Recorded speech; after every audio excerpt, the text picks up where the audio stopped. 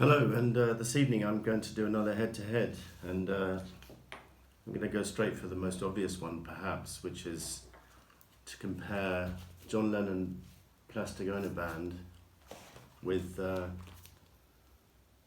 George Harrison's All Things Must Pass. So they came out within 2 or 3 weeks of each other in 1970, back end of 1970, and it's fascinating to compare the two because they're both immense personal statements on behalf of the respective ex-Beatle. All Things Must Pass is very different in feel. He's quite religious and obviously had the huge backlog of tracks which he'd had available in the last couple of years, but for space reasons were not allowed on Abbey Road or the White Album. So I think, to be honest with you, if you want one good reason why the Beatles split up, it's All Things Must Pass, because George got 2 tracks on Abbey Road, and if they continued, he would have had to have at least an equal share, and they would have had to do a double album every time, basically, or a triple album even.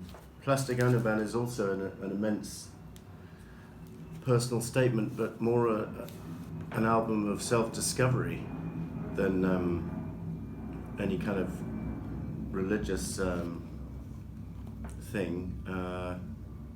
But it's interesting to see what they thought of each other's albums. In fact, I can't really find many comments by the other Beatles about what they thought of Plastic Ono Band, other than Ringo, who enthuses about it because he's on it for one.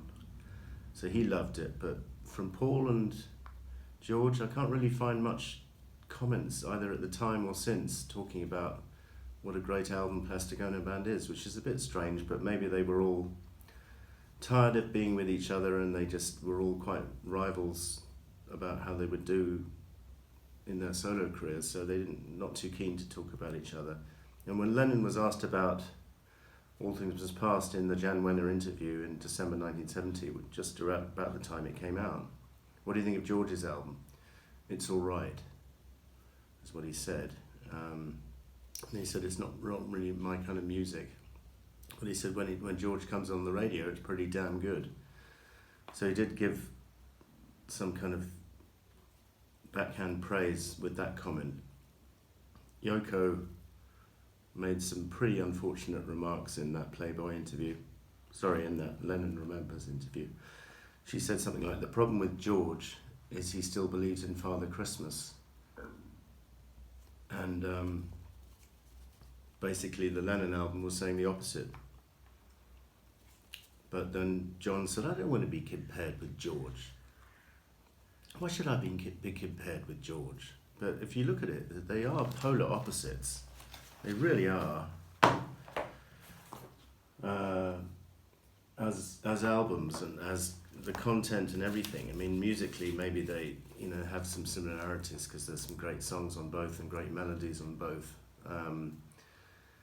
But anyway, McCartney, his first solo album I didn't include in this head-to-head because it would have been too much maybe, but that was also a big personal statement, but in a more understated way. It was quite light and loose, and Lennon didn't like it. He said it was rubbish, but I think with hindsight he knows that was an unfair remark.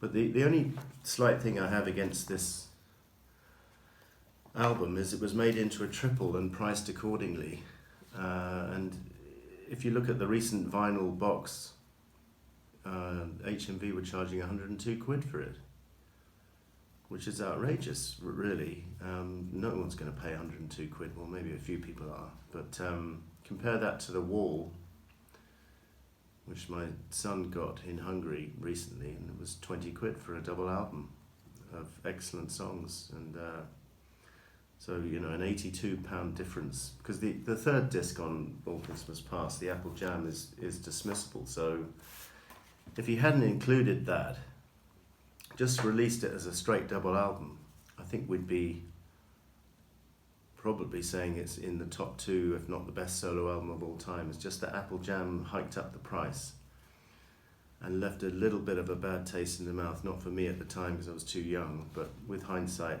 it's a little bit of a minor criticism.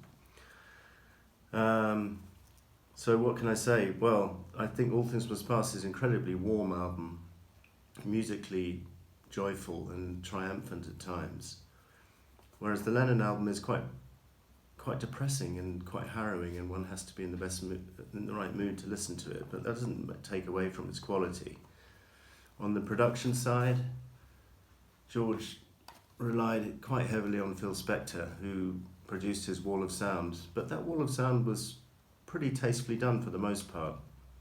I think there's a few tracks where it's a bit overdone, like a Waiting on You All, and the chorus of Let It Down, and maybe Wah Wah. But on tracks like Beware of Darkness, his production is masterful, and he never understates George's guitar solos when they come along. He gives them full prominence, quite rightly.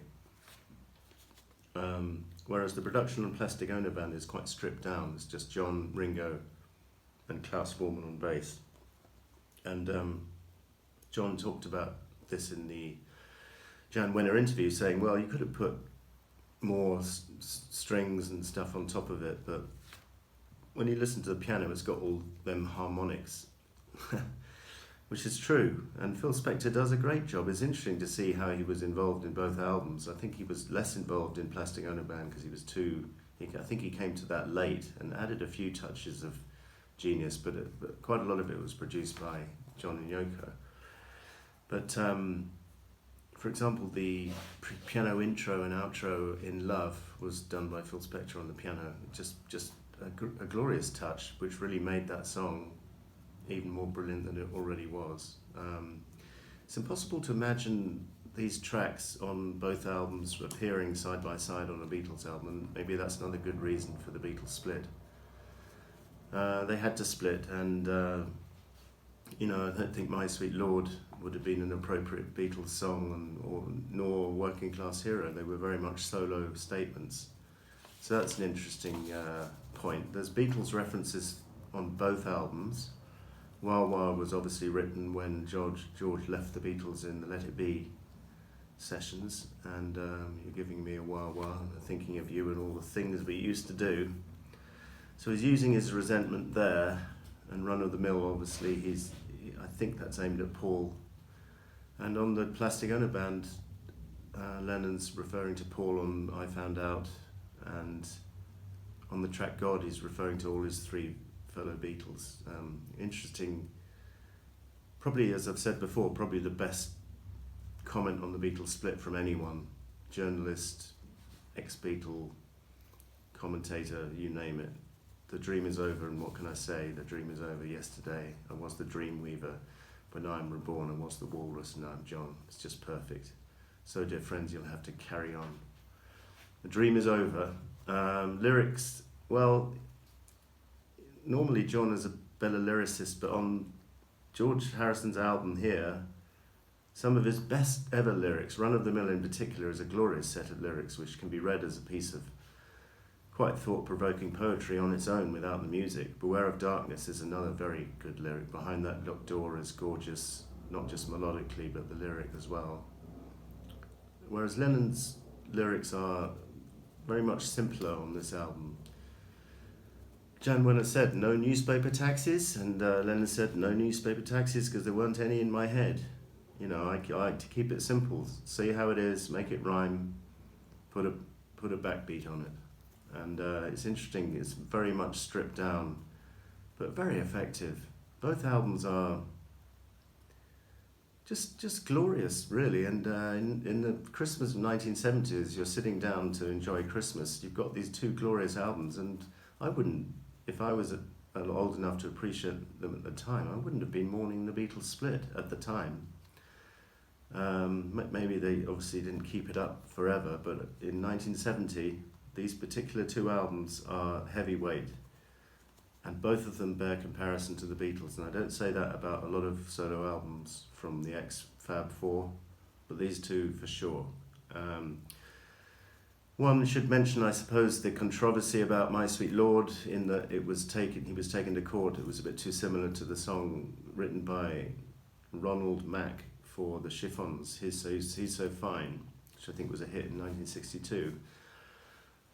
Well, George could have either changed a few chords in the song, or just changed a few notes, or just given a credit to this guy Harrison Mack.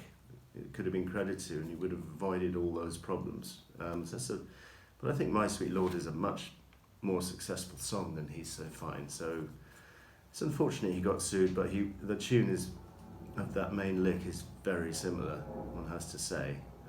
Musically, All Things Must Pass is just full of gorgeous chords, like major seventh chords are all over I'd Have You Any Time. Beware of Darkness has some interesting chords, Isn't It a Pity? Jeff Lynne was saying, he started to play these songs on the Concert for George or whatever it was, and just realises, what is that chord? I've got the sheet music for George's best known songs, and he's very much, it's a real musician's album, All Things Must Pass. He's using his skills on the guitar. He's exploring a lot more chords than John did. John is more sort of down to basics musician, although some great melodies on Plastic Ono Band, such as the song Love, is just gorgeous, and the opening piano chords to Isolation. Klaus Voormann picked that out as being a highlight on the documentary, which you can watch on Plastic Ono Band, the album, where Ringo was also contributing. Well worth checking out that. And never again was John the solo pianist on any of his solo albums. He brought in Nicky Hopkins for Imagine, I guess to make it a fuller sound or something, make it more commercial. And Ken Asher was used on subsequent albums along with Nicky. George Small on Double Fantasy. Ringo, by the way, is on both albums, so that's the point of continuity, and that's a good point for Beatles fans. So even though they'd split up, or near as damn it split up in Christmas 1970, you still had Ringo playing drums on both albums, and that's quite heartwarming. So I think these two albums are probably, objectively speaking, the best two solo Beatles albums.